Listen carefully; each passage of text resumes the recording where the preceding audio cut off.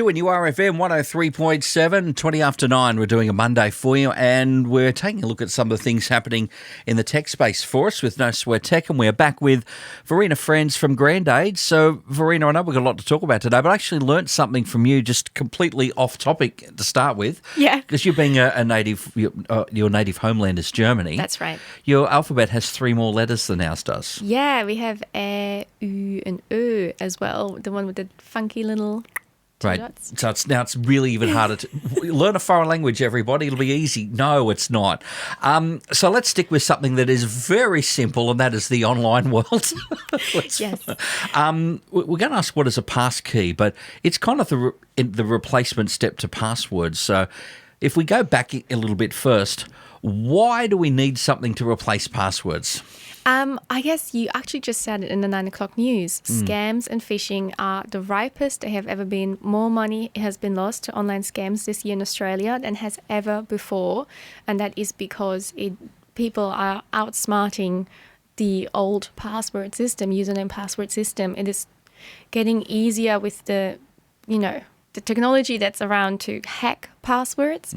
So we need another layer of security. We already have the two-factor authentication technology in place, but Passkeys is basically the evolution of passwords, I would say. It's the next step, and it is rushing in there. It's already existing on Apple and Android to a degree with inbuilt accessibility to, let's say, your iCloud or your Apple ID, but not as much to all the applications that you're using. All right, so it's really the next step we need, because let's be honest, to be as safe as we can with passwords, we need to make them very long, very convoluted, maybe use those extra 3 German letters that you have, That's right. and numbers and characters. But of course, unless we write them down, which we're told not to, we will forget them. So therefore, the only person that will be locked out of our apps is us. That's right. So how does a passkey work? So if you've decided, you know what, passwords, that's so last year, I want to be safe, how do we go about it? So on the technical side, passkeys basically create passwords for you, but they create 2. So one key that is public, that is shared. Let's say you're signing up to Facebook. Okay. So they're sharing that as that's the password that Facebook saves. But then there's also one key that is only known to you on your side or end of your device, and you unlock that passkey with something like your fingerprint, your Face ID, a one-time password, depending on what technology solution you go with. I know it all sounds a bit tricky still. We'll get used to it, I swear. It is good, though. I mean, when you just open up your phone, I want to go into, let's say it's Facebook, so we'll keep it simple. There you go. Put the phone up to your face, and unless it's 3 a.m. when, it's a bit dodgy. But other than that, it just magically opens up the application for you. Yeah, it's kind of like there's 2 keys that go in, and only with both of them, what you need to tell Facebook is encrypted, but they actually never get to see your unique key. It's like one true secret that stays with you, and that is saved in your phone. And it doesn't mean that even Apple can't access that because it's encrypted. And I know encryption sounds like a bit out there. Buzzword of the week, yeah. Yeah, but it literally means even they can't go into that room where those unique numbers or letter combinations sit. It's kind of like watching an old show when there might be a big safe and you need 2 people to put their key in and turn it at once. It's kind of like that, isn't it? That's exactly that. It's That's the electronic a very version good of that. analogy. Thank you, Mark. Yeah. And the cool thing is passkeys entirely replace passwords.